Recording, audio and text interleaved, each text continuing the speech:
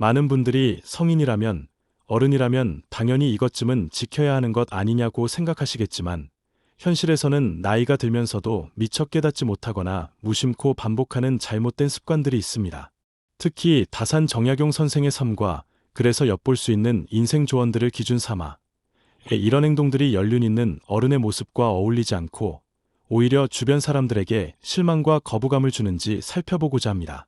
성인이 되었다면 혹은 나이가 들어가면서 주의해야 하는 5가지를 정리해 보았으니 혹시라도 여기에 해당되는 모습이 내게 있지 않은지 돌아보시는 기회가 되길 바랍니다. 또 이런 행동은 대체 왜 나이가 들수록 더 보기 안 좋아지는가? 라는 근본적인 이유와 함께 어떻게 하면 그것을 바꿀 수 있는지에 대해서도 말씀드릴 생각입니다. 짧은 인사 말씀 대신 핵심 내용을 먼저 전하겠습니다. 주변에서 흔히 보는 사례로는 아무리 말로는 자신이 어른이라고 주장해도 막상 언행을 보면 미성숙함이 보이는 경우가 많습니다. 겉으로 나이가 들었다고 해서 자동으로 성숙해지는 것은 절대 아니니까요.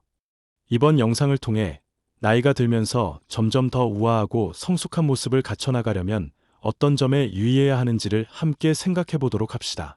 다산 정약용 선생의 가르침 속에서도 그릇이 큰 사람이 되려면 자신의 언행을 돌아봐야 한다는 귀한 조언들이 많습니다. 이 말씀을 바탕으로 5가지 주의사항을 본격적으로 살펴보겠습니다. 첫 번째로 본인보다 어린 사람이나 사회적 위치가 낮다고 여겨지는 상대를 대하는 태도에 오만함이 드러나는 행동은 반드시 주의해야 합니다.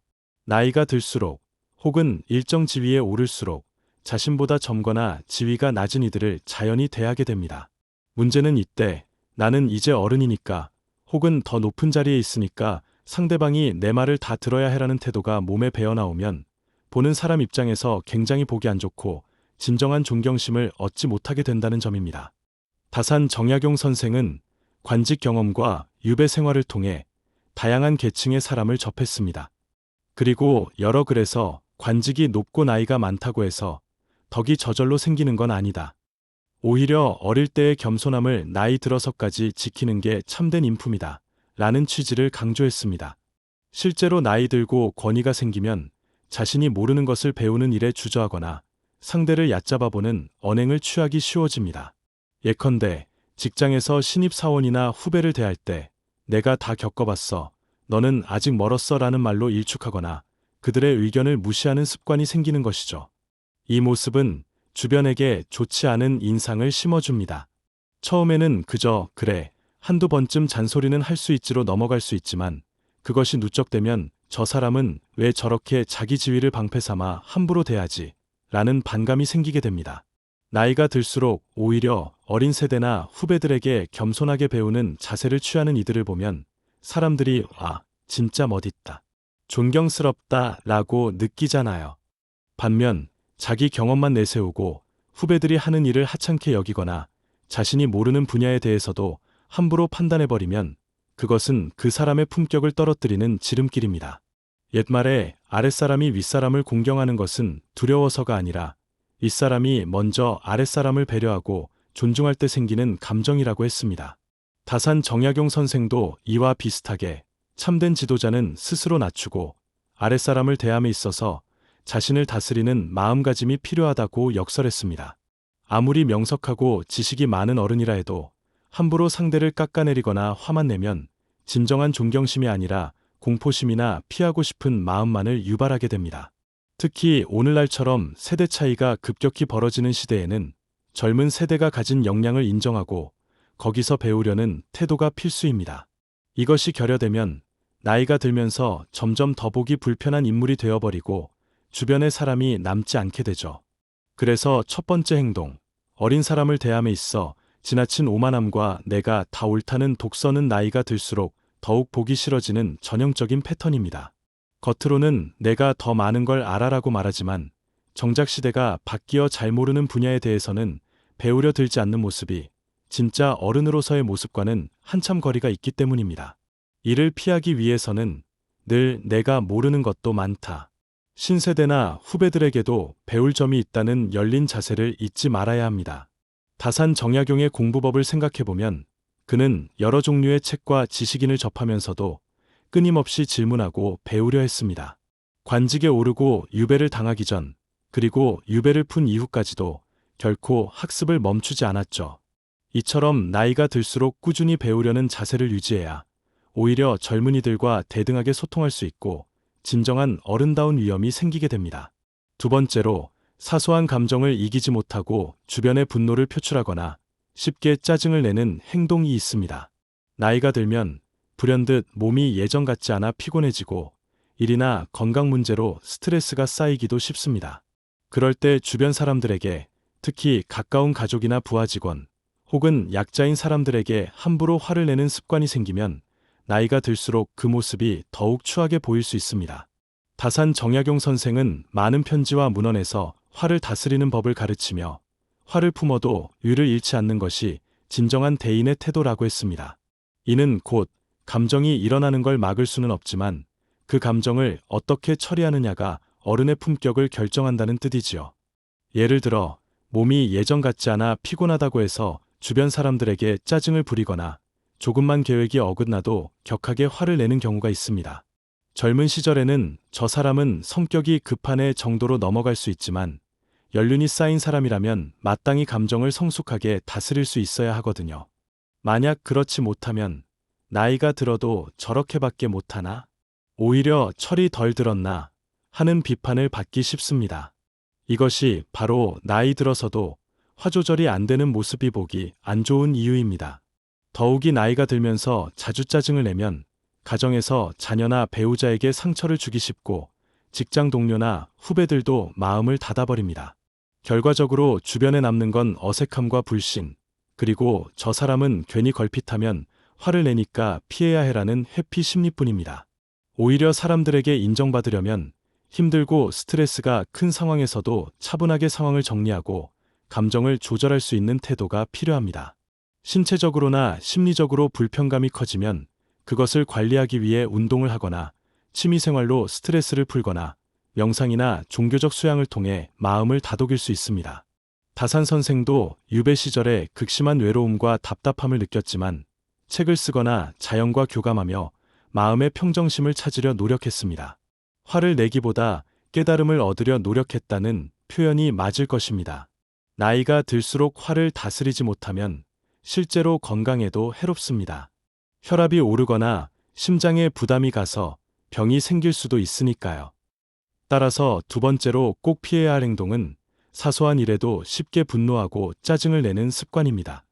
이런 태도가 누적되면 나이 들수록 더 괴팍하고 고집만 세다고 평가받게 되고 그 결과 사람이 떠나며 자신의 인간관계와 평판이 무너질 수 있습니다.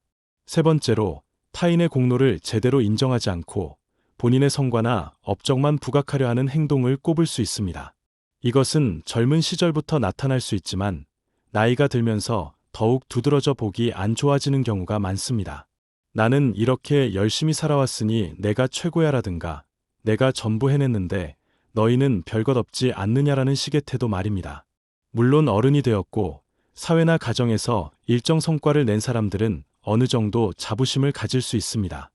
다산 정약용 선생 역시 풍부한 학문적 성취를 자랑스럽게 여기지 않았던 건 아닙니다. 그러나 선생의 저술을 살펴보면 내가 혼자 한 게 아니라 많은 스승과 동료, 그리고 백성들의 경험에서 배운 것을 중요하게 다루는 부분이 많습니다. 다시 말해 어떤 성공이든 거기에 이르기까지 협력한 동료, 함께 고생한 가족이나 친구, 혹은 이전 세대가 남겨준 유산이 있었다는 점을 늘 인식해야 한다는 것이죠. 반면 나이가 들어가면서 이 모든 건 내 덕분이야라거나 자기 공만 내세우고 다른 이들의 기여는 무시한다면 주변 사람들은 점점 그 태도에 염증을 느낍니다. 왜냐하면 실제로 성과를 내는 과정에서 혼자 모든 걸 할 수 있는 사람은 거의 없거든요. 회사에서든 가정에서든 혹은 친구들과의 사이에서도 누군가의 도움과 협력이 존재합니다. 그 공을 인정하지 않고 자기 자랑만 늘어놓는 모습은 나이가 어릴 때도 별로지만 나이를 먹을수록 더 얄미워 보일 수 있습니다.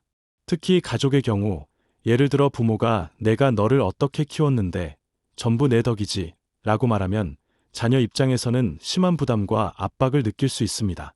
물론 부모의 헌신이 크지만 그렇다고 해서 자녀가 노력한 부분이나 주변 환경의 작용을 전혀 무시해도 된다는 뜻은 아니니까요. 성공한 어떤 리더를 보더라도 겸손하게 이건 우리 팀 덕분이었어요. 혹은 많은 분들이 도와주셨죠 라고 말하는 모습을 볼 때 사람들은 그를 진정한 리더로 존경하게 됩니다. 반면 모든 건 나 혼자 해냈다고 떠벌리는 사람은 시간이 지날수록 고립되기 쉽고 사람들이 흩어져 버립니다. 이런 현상은 다산 정약용 선생이 관직과 학문 세계를 통해 충분히 체득한 사실이기도 합니다. 내가 하는 일이지만 그것을 가능케 한 사람들의 도움과 지지가 있었음을 잊지 말라는 취지의 말씀이 자주 나오죠. 그러므로 세 번째로 조심해야 할 행동. 어른일수록 남들의 공로를 인정하는 대신 자기만 드러내려는 태도는 정말로 보기 싫어지고 주위의 신뢰를 잃게 만드는 주범입니다. 우리가 조금 더 성숙해지려면 오히려 나이가 들수록 내가 이렇게 해낼 수 있었던 건 함께한 사람들의 덕이었다는 마음을 가져야 합니다. 자신감과 자부심을 가지되 겸손을 잃지 않아야 어른다움을 증명할 수 있습니다. 네 번째로 변화를 거부하고 과거에만 머무르며 새로운 시도나 관점을 비난하는 행동 또한 나이가 들수록 더 보기 어려워지는 태도입니다. 흔히들 꼰대라는 표현을 쓰며 시대의 변화를 인정하지 않고 옛 방식만을 고집하거나 젊은 세대가 무엇을 하든 그런 건 소용없어 옛날이 좋았어라는 말을 반복하는 경우가 이에 해당합니다. 다산 정약용 선생은 조선 후기라는 격변기 속에서 과학기술과 실학적 사상을 적극적으로 수용했습니다. 선생이 남긴 수많은 저술과 혁신안은 기존 유학자들의 정통 교리만을 답습한 것이 아니라 실제 현장의 목소리와 외국의 기술, 나아가 백성들의 생생한 경험에서 나온 아이디어를 융합한 결과물이었습니다. 즉, 과거의 지식을 인정하되 새로운 흐름과 관점을 적극 받아들였던 것이지요. 그러나 현실에서는 나이가 들수록 내가 아는 방식이 정답이라고 여기는 사람들이 많습니다. 예컨대 디지털 기술이 발달했는데도 종이 문서가 최고야라며 전산 시스템 도입을 무조건 반대하거나 젊은 세대의 문화나 생각이 이해가 안 된다는 이유로 매도하는 모습입니다. 물론 본인이 익숙하지 않은 기술이나 문화가 불편할 수는 있습니다. 하지만 그렇다고 해서 이건 말도 안 되는 거야. 옛날 게 훨씬 좋았어라고 단정짓는 건 다른 세대나 새로운 흐름을 받아들이고 배울 기회를 스스로 차단하는 행위죠. 나이가 들수록 오히려 우리 몸과 마음은 경직되기 쉽습니다. 체력도 떨어지고 익숙한 것을 고수하고 싶은 마음이 커지지요. 하지만 그렇기에 더더욱 경계해야 하는 것이 새로운 시도에 대한 무조건적 거부와 폄하입니다. 그 모습은 다른 사람들에게 저 사람은 그냥 옛날에 멈춰 있어. 같이 뭔가 발전적인 논의를 할 수 없겠구나 라는 인상을 줍니다. 결국 조직이나 사회에서 도태되거나 가정에서도 세대 차이를 극복하지 못해 소통이 단절되기 쉽습니다. 이를테면 자녀 세대가 새로운 직업이나 기술을 이야기할 때 그게 다 허황된 거야. 그렇게 해서 먹고 살 수 있겠니?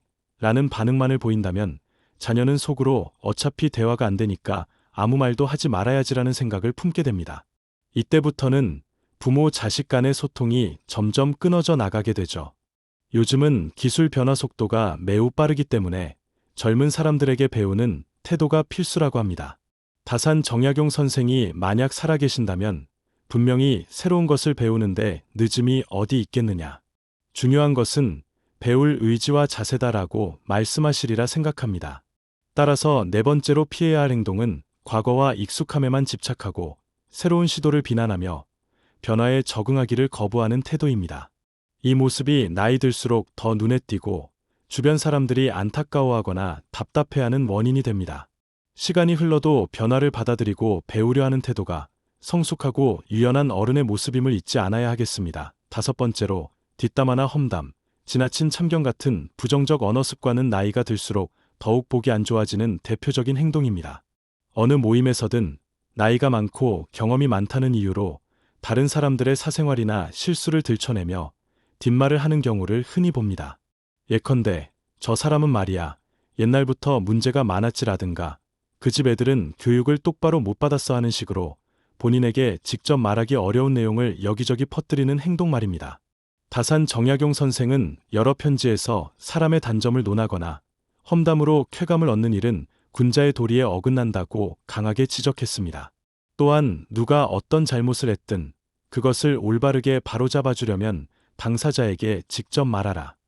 괜히 주변에 소문만 내면서 조롱하는 것은 옳지 않다는 뜻도 자주 강조했지요.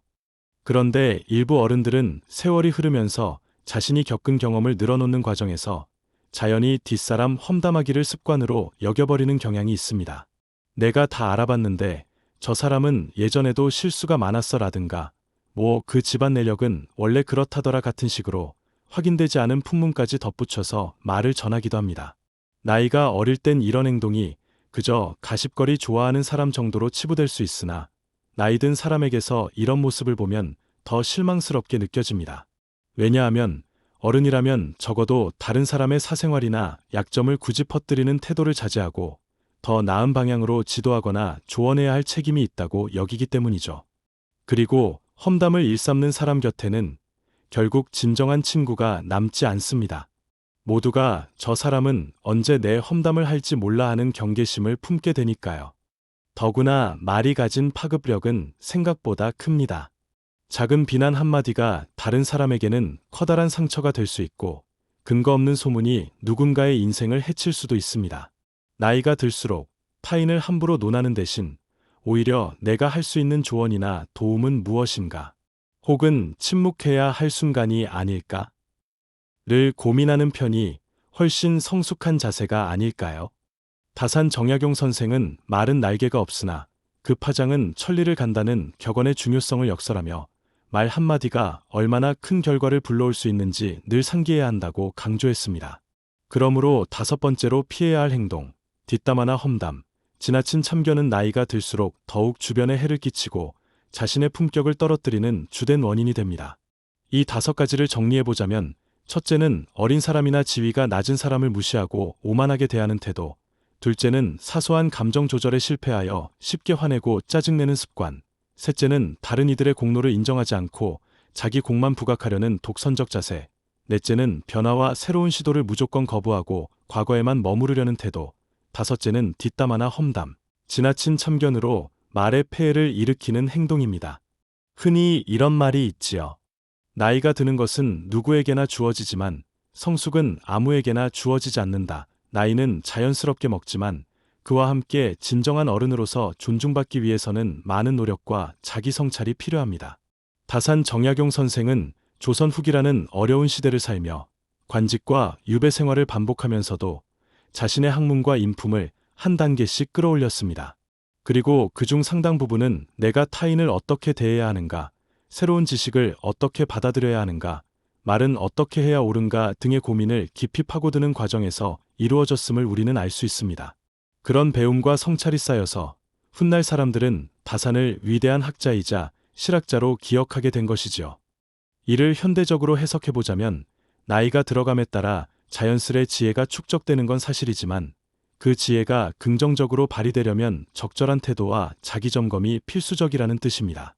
오늘 말씀드린 다섯 가지 행동은 한마디로 말해서 나이를 헛먹었다는 소리가 나오게 만드는 대표적인 패턴들입니다.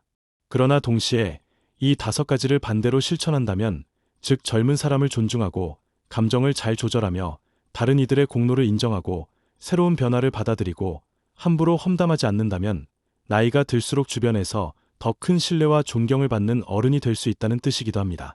구체적으로 실천해볼 만한 전략을 몇 가지 제안해 보겠습니다. 첫째, 늘 배우려는 자세를 유지하고 젊은 세대나 후배에게도 배울 점이 있다는 사실을 잊지 마세요. 자존심 때문에 내가 배울 게 뭐 있어 라고 생각하기 쉽지만 그렇게 마음 문을 닫으면 결국 시대에 뒤처지게 됩니다. 다산 선생이 세계 여러 지역에 새로운 지식과 기술을 적극 도입하려 했던 것처럼 이 분야는 내가 잘 모르니 너에게서 배울 수 있겠다는 겸손함이 필요합니다. 둘째, 화가 치밀어 오르는 순간을 만났을 때는 잠시 호흡을 고르고 지금 이 감정을 그대로 표출하면 어떤 결과가 올까? 정말 이게 현명한가? 라고 자신에게 물어보십시오. 경우에 따라서는 바로 상대방에게 말하기보다 차분히 정리된 마음으로 대화하는 편이 훨씬 효과적입니다. 화를 낸 뒤에 후회하는 일이 쌓이면 나중에는 그 관계를 회복하기가 어려워집니다. 셋째, 내가 이룬 성취를 말할 때는 그 뒤에 숨은 다른 이들의 공헌을 잊지 말고 함께 인정하는 연습을 하세요. 내가 혼자 한 게 아니다. 이 과정에서 도움을 준 사람이 많았다고 이야기하면 오히려 더욱 신뢰받게 됩니다. 자기 공만 주장하면 단기적으로 우쭐할지 몰라도 결코 오래가지 않습니다. 넷째, 새로운 트렌드나 기술, 문화에 대해 내가 낯설다, 이건 틀렸다라는 단정을 짓지 마시고 호기심을 갖고 알아보려 해보세요. 거부감이 든다면 왜 그렇게 느끼는지 스스로에게 질문해보는 것도 좋습니다. 혹여 젊은 시절의 내가 나이가 많았던 이들로부터 요즘 젊은 것들은 같은 말을 듣고 속상해하지 않았던가요? 그때와 똑같은 실수를 반복하고 있지 않은지 돌아볼 필요가 있습니다. 다섯째, 누군가의 이야기를 전해 들었을 때 혹은 누군가를 비난하고 싶을 때는 잠시 말을 아끼고 상황을 더 살펴보세요. 당사자에게 직접 확인할 수 있으면 확인하고 내 말 한마디가 어떤 상처가 될지 한번 더 생각하는 습관을 들이시길 바랍니다. 다산 정약용 선생이 말을 하는 데에는 신중해야 하며 언제나 배려심을 잃지 말라고 강조했던 배경이 여기에 있습니다. 옛날 사회에서도 험담과 소문이 매우 파급력이 컸으니까요. 정약용 선생은 말의 힘을 잘 알았기에 말을 가려하고 험담을 일삼지 말라고 자주 당부했습니다. 결국 이러한 노력들은 모두 성숙한 어른이 되기 위한 밑거름입니다. 나이는 단지 숫자일 뿐이고 그 숫자가 커진다고 자동으로 깊은 인품과 지혜가 생기진 않습니다. 오히려 작은 습관부터 바꿔야 하지요. 주변 사람을 배려하고 감정을 다스리며 변화에 열린 태도를 유지할 때 우리는 나이가 들수록 더욱 사람들에게 인정받고 따뜻한 인간관계를 맺을 수 있게 됩니다. 여기서 또 한 가지 기억해야 할 건 이렇게 5가지를 지키려고 해도 완벽하게 실천하기는 어렵다는 사실입니다. 누구나 실수할 수 있고 순간적으로 화를 낼 수도 있으며 과거에만 집착하고 싶어질 수도 있지요. 중요한 건 그 실수를 계속 방치하는가 아니면 그때그때 돌아보며 고쳐나가는가 하는 점입니다. 그런 과정 자체가 어른다운 성숙이라 할 수 있습니다. 다산 정약용 선생의 삶 역시 완벽한 사람이어서 실수가 없었던 게 아니라 끊임없이 성찰하고 배우며 더 나은 길을 찾으려고 노력했다는 점이 핵심이었습니다. 결국 어른이 된다는 것은 내가 다 안다가 아니라 아직도 배울 게 많고 내 단점을 고치려는 의지가 있다는 태도에서 비롯된다는 뜻이지요. 요약하자면 오늘 영상에서 제시한 5가지를 꼭 기억하십시오. 첫째, 어린 사람이나 지위가 낮은 사람을 오만하게 대하지 말 것. 둘째, 사소한 일에 쉽게 화내거나 짜증내지 않을 것. 셋째, 다른 이들의 공로를 무시하고 자기 공만 내세우지 말 것. 넷째, 변화를 거부하고 과거에만 갇혀 있지 않을 것. 다섯째, 뒷담화나 험담, 불필요한 참견을 삼갈 것. 이 5가지가 사실 잘 지켜지면 나이 들수록 더 멋있고 매력적인 사람이 될 수 있습니다. 반면 이를 어기면 나이를 헛먹은 어른이 되어 주변의 신뢰와 호감을 잃기 쉽습니다. 다산 정약용 선생이 남긴 여러 저술과 편지에는 이러한 인생의 지침이 구체적인 예와 함께 숨어 있습니다. 조선 후기라는 시대적 어려움 속에서도 학문적, 정치적, 사회적으로 폭넓은 활동을 펼치며 지지자와 제자들을 모을 수 있었던 건 선생 스스로가 이런 인품적 요소들을 상당 부분 갖추고 있었기 때문이라 할 수 있습니다. 우리도 그 가르침을 삶에 적용해 볼 수 있지 않을까요? 이 영상을 보시는 여러분도 혹시 내 안에 내가 이만큼 살아봤으니 애들은 모르지라는 오만함이 자라지 않았나? 나는 요즘 애들이 하는 것에 관심도 없어. 귀찮아 라는 태도는 아니었나? 조금만 내 뜻대로 안 되면 화가 나고 짜증을 낸 건 아닌가 등을 점검해 보시길 바랍니다. 그리고 나도 다산 정약용 선생처럼 계속해서 배우고 성장하자. 겸손하고 유연한 자세를 잊지 말자라는 마음을 갖는 계기가 되면 좋겠습니다. 인생은 짧고 우리가 언제까지나 젊은 채로 있을 수는 없습니다. 세월이 흐르며 자연히 어른이 되고 노년기를 맞이할 텐데 그 시간을 품격 있는 어른으로 보내느냐 아니면 나이만 먹은 고집불통으로 보내느냐는 전적으로 우리의 선택과 노력에 달려 있습니다. 그리고 이 차이는 결코 작지 않습니다. 가족들과의 관계, 직장에서의 후배 관계, 친구들과의 우정, 나아가 사회에서의 존경과 지지까지도 크게 좌우할 수 있으니까요. 마지막으로 말씀드리고 싶은 건 나이가 들수록 내가 무엇을 진짜로 소중하게 여기고 있는가를 돌아보았으면 합니다.